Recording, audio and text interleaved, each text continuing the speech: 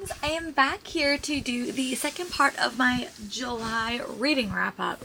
July is always the month that I read a ridiculous amount, so I'm going to go through my stats and then I'm going to go through the books that I read in the second half of the month. But I'm a stats girl. I like stats. I just find them entertaining and fun. So if you don't want to see the scaps, you could skip ahead to when I talk about the physical books. But overall, I read 23 books in the month, which is insanity. But it's also because I just had a lot of free time. I'm also at the end, I'm going to remind myself to go over all the TV shows and movies and things I did this month because I think it's just fun. So I did wind up reading 23 things. I read 7,948 pages. My average page count was per day was 256. That is the most I've ever read in like a day typically, but I've just read a lot of graphic novels as well. My average page count was 345, and that's actually elevated because I have read a lot of bigger books. It definitely was a month of bigger books. I read a lot of fantasy romance. I read 8 books with rep, 15 from authors I read before, and I hauled 14 books. I did treat myself to a few things. I had 7 5 stars, 1 4.5 stars, 8 4 stars, 6 3.5 stars for an average rating of 4.2. I had a pretty spectacular reading month, but I also read a lot of my most highly anticipated books that I knew I was going to love. So I read 16 new releases, 6 backlist, and 1 from last year. I read 11 physical, 7 audio, and 5 ebooks, and that's just something new I decided to do, so I'm going to talk about that when I get there. I started 6 series, I continued in 6, and I read 10 standalone and 8 companion. At least at the moment of this filming, these stats may kind of change. I read 4 middle grade, 6 young adult, and 12 and 13 adult. I did read a lot of Fanbro this month, so. I read 11 arcs, 4 from Audible, 1 from KU, 3 library, and 0 from NetGalley. Technically, my NetGalley number is always going to be a little bit off because some of these are physical arcs. And then I read 1 from Everand. I read 5 mystery, 6 fantasy romance, 4 romance, 5 manga or graphic novel, and 3 fantasy. So yeah, that is where we are with that. But again, I had a pretty good reading month. I am not going to complain. So yeah, we are going to start. Now we're going to start going over the books that I read. There was a lot. So yeah, let's get into it. And I did pretty much vlog everything that I read. So if you want like my full thoughts, other than the graphic novels I'm going to chat about, all of these have been vlogged at some point. So I did I wind up reading The Wind Weaver by Julie Johnson. I love this book. I gave this book 5 stars. I'm a big fan of elemental magic, and I just love this. You can see because I tabbed the hell out of it. This book was just very, very fun. You follow a main character named Alwyn. She's a halfling. She's half human, half fae. And she's kind of been kidnapped by all these various people after her protector died. And she is basically finds out her past is not what she thinks.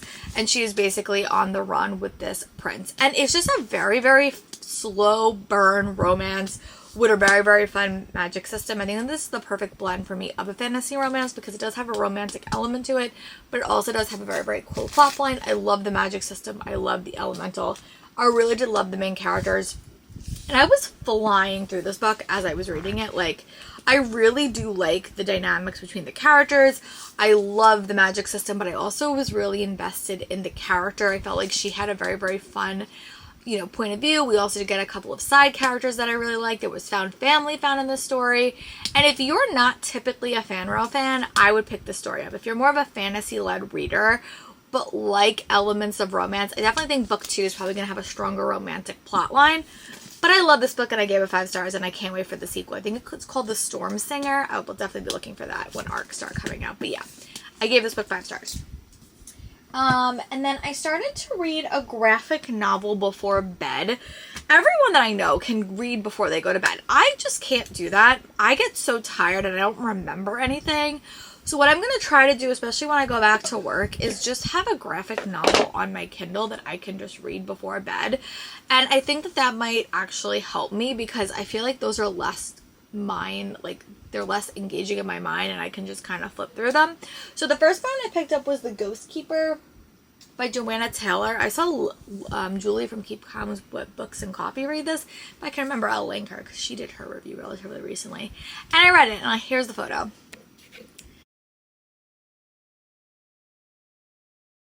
This was a very, very cute about this guy that was like a ghost, not hunter, but like kind of letting these ghosts pass on. And I really liked it. Thought the graphic style was cute. It took me a couple of days to read it.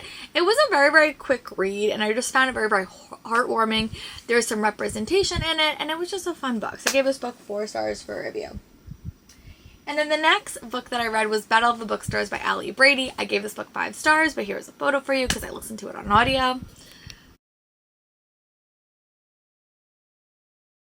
This was such a fun book. It's been so long since I read a physical romance. Like, I hadn't really listened to a romance in a while. And the last one that I read in this month was The Breakup Pact by Emma Lord that I adored. And that is why I was kind of on this mission to read more. And I love this book. It was just so fun. It basically followed these 2 characters that are forced to reluctantly work together because they're going to become managers of the same store. Their stores are going to kind of be put together. And the girl has like a very, very highbrow literary fiction store. And the guy has this romance-only bookstore.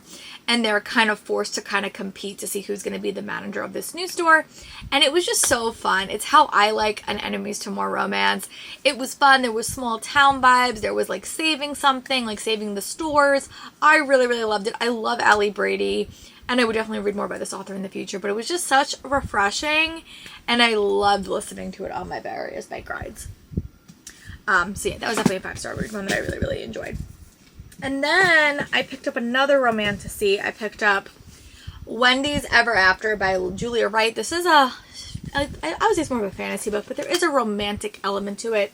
If you read Wings of Starlight and felt like that was not an ichi that you liked, this one is another one that I think that you should pick up.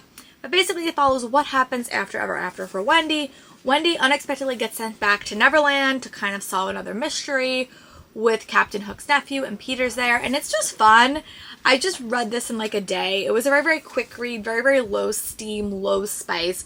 This would be a great book for like early middle grade readers. Like, I work with middle school. I would easily put this on a bookshelf for my students because it had a romantic plot line, but it was also very, very adventure focused. So I think that it was kind of a perfect balance for people coming out of that adventure thing but still wanting a hint and dash of romance. I like this book. I thought it was fun.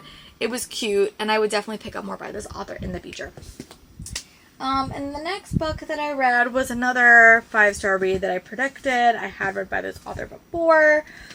And the next book that I read was Extraordinary Quests, for Amateur Witchers by Kayla Cottingham. This is the sequel to Practical Rules for Cursed Witches. It's a companion. This follows Kieran, the sister, the brother from book 1. They're twins. He has to go on a quest to kind of get his magical powers. The whole thing in this society is that you have to kind of go on a quest to get your magic approved. He does not think he's very, very good at magic. He does not think he's going to get it, but he kind of picks this really, really hard quest. So he kind of has his sister and her girlfriend go along to kind of save the day, and she teams up with a guy named Sebastian, and he's dealing with a lot. He's dealing with a lot of romantic entanglement. He had a boyfriend in book 1 when his sister's book, and you kind of find him struggling with that and kind of adventuring. And I really like that this story showed the fickleness and frailty of true love, like first love, and maybe that's not the person you're going to be with for the rest of your life. And I really did like this book. I will say that if you loved Ash and Kieran in book 1, this book, maybe don't read, but I just loved Kieran as a character. He was like my spirit animal. It's definitely a gay romance. I loved all the side characters. It is cozy. So I always say with cozy books, the problems tend to revolve themselves a little bit quickly, but there was a quest element. There was some like characters you saw from book 1. I liked the romance, and I just loved being in Kieran's head. He was so sweet. And there was a twist that I did not see coming. So I gave this book 5 stars, and I really hope we get more books set in this world. And the next book I read is another graphic novel, actually 2 graphic novels that I read before bed. And one is another Keep Calm with Books and Coffee, her rack. It is Goldie Bond, Volume 1 by Hope Larson. I will touch a photo here. So this was another like murder mystery, not even, but like more of like a detective novel about this girl that works in a hotel. She kind of teams up with her friends to solve like you know, like the crimes in the hotel. It was fun. I don't know if I'm gonna read book 2 and 3 in this series, but they are on KU, so if I do decide. But it was just a very, very fun one. And then the next graphic, so I gave that one like 4 stars, maybe 3.75. And the next book I read was We Could Be Magic by Marissa Meyer. This one was I got from NetGalley, and then I read it on my Kindle. I will touch a photo of it here.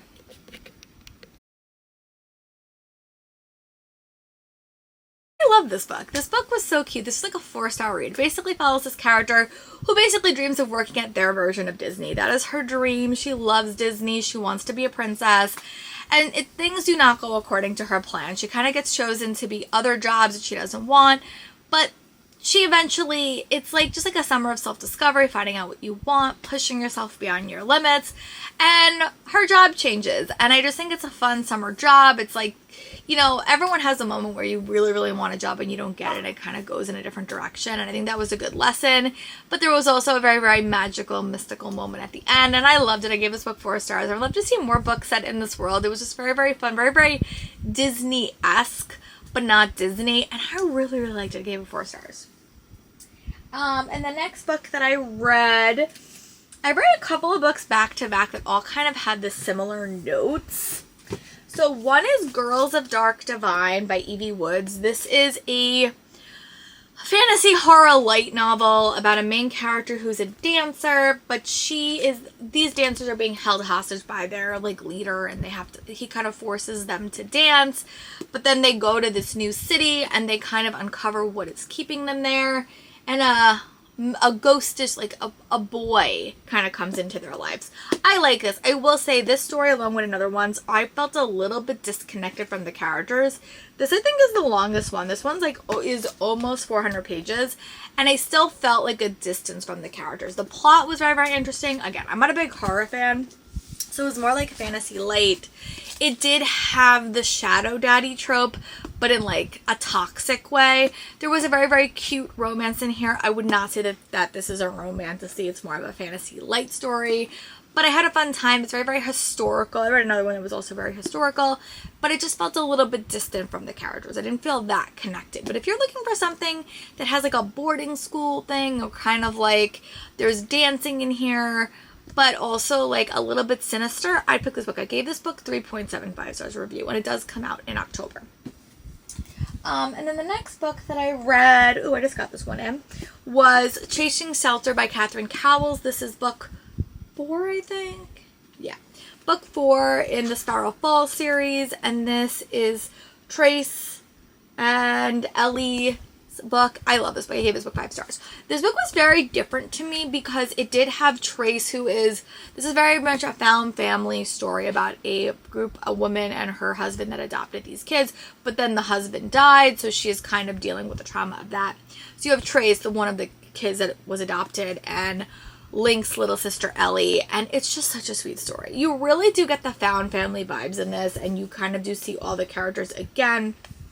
I loved Ellie. I loved Trace. I loved Keeley. It's a single dad romance, but it's not a nanny romance, and I don't think that you see that very, very often. I am so excited for the last book in this series. I think it's going to be very, very interesting to see how Catherine does that. There's also mystery infused in this story on both sides, and I like that. Both characters had a suspenseful element. I never predict Catherine Cowles villains. Like I never ever do. Definitely elevated spice, I will say that. I do really like these books for the character work, and kind of another book I'll talk about later that wasn't the same. That's why I've rated it a little bit lower, but this one was 5 stars. So good. I'm so excited that we're getting another book in the series, and she's doing a spin-off with a character that I'm really intrigued by that we met in this book. But yeah, definitely read this if you want a fun, spicy time, but also a very, very solid mystery and suspenseful plotline. Gave this book 5 stars. And the next book I read is one that I think that a lot of people are going to be reading this fall.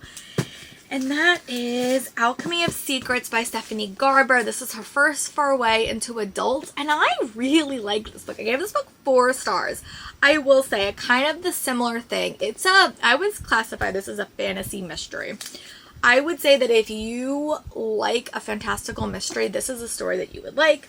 But you basically follow a main character named Holland, and she's she has a lot of secrets in her past. Her parents were killed in a murder-suicide situation, but she also goes to this like club at her college where they kind of talk about Hollywood myth and legends, and she kind of gets sucked in there, and she starts to realize that maybe there is a devil, maybe there are demons in LA, and she kind of finds out that there's a guy that called the clockmaker that could basically tell you when you're about to die. He gives you like 24 hours and he could pinpoint when you're gonna die, and she is told she has until tomorrow to find this item to elongate her life, or she is gonna die.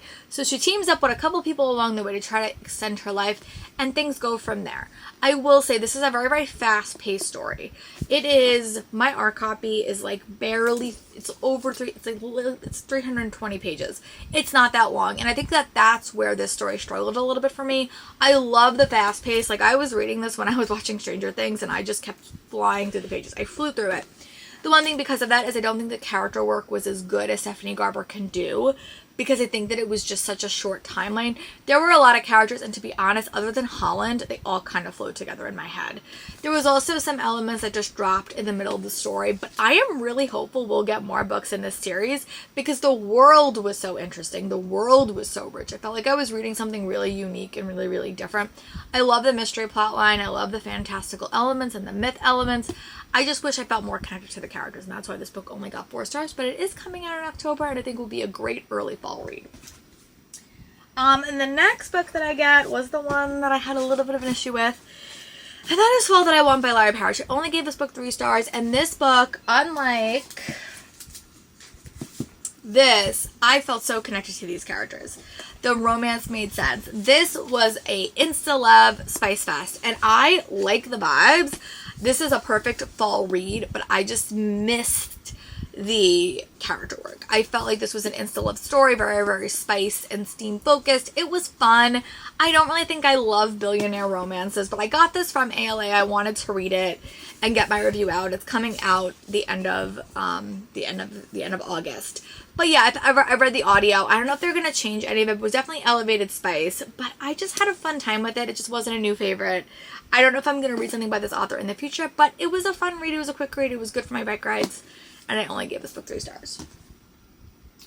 And the next book I read, I'm going to talk about these two together. I read 2 Babysitter Club graphic novels. I have been a longtime fan of the Babysitter's Club, but this is the Little Sister, and it's funny. I used to read Little Sister when I was little, but I never read the Babysitter's Club, but now I'm very, very invested in the Babysitter Club graphic novel and not the Little Sister. But just because before bed I have read these stories when I was younger, I decided to pick up 2 before bed. So one is Karen's Birthday, and the other is Karen's Ghost, so I'll attach those photos here.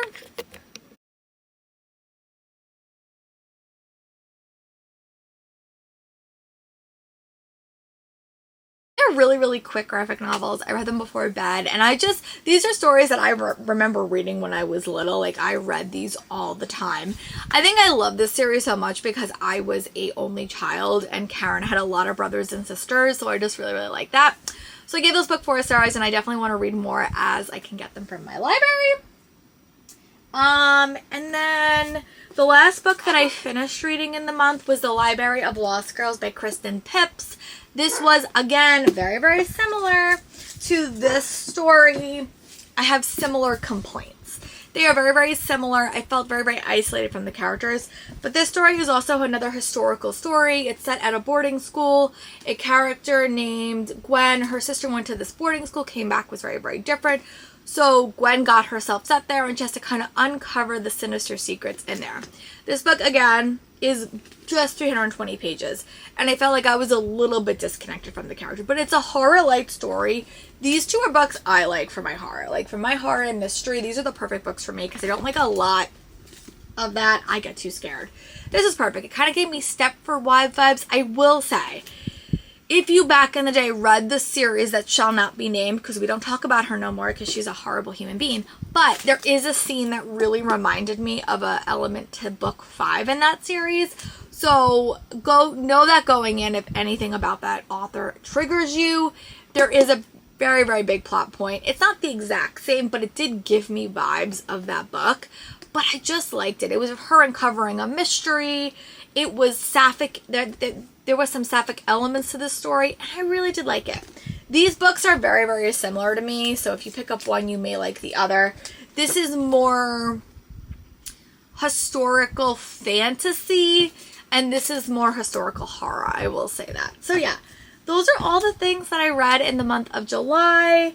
Oh, I had 2 DNFs, by the way, before I leave, and I'm going to tell you what I watched and did. I DNF'd Dream Singer by Gracie Kim. I really need an audio for this book, or I think I'm going to save this book for when I go back to work. Because sometimes when I read books really, really quick, I need to be quick-paced enough to capture my attention. So this book I'm going to read during work. And then I also DNF Thorn Season by Kara Azar. I don't know if I'm going to come back to this book, super honestly. I got to 155 pages and I just wasn't feeling it. So yeah, those are all the books that I have read in the month of July. Now let's do the exciting thing. Let's do all the TV, movies, and all that other stuff that I wound up doing. So when I came back from ALA, I finished watching From Mama June from Hot to Not or Family Crisis. I was watching that before I went away at the end of school, and I had to finish it. I came back, I finished watching The Resident. I watched the entire season. I think I watched the last 2 seasons the first 2 weeks I was home. And then I watched Dr. Odyssey with Joshua Jackson. I'm so sad that that show got canceled. I thought it was really, really cute. Then I watched season 1 of Rescue 911, which I really did like. I would like to go back to that in a little bit.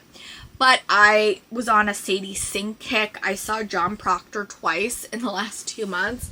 John Proctor is the villain, so I saw that twice. So I wanted to do a deep dive, and I wanted to watch every project Sadie Sink was in before I went back and rewatched all of Stranger Things, well, season 2 to 4. So I did that. I watched American Odyssey. She was a little girl in that. It was fine. It wasn't my favorite show ever, but I'm happy that I watched it.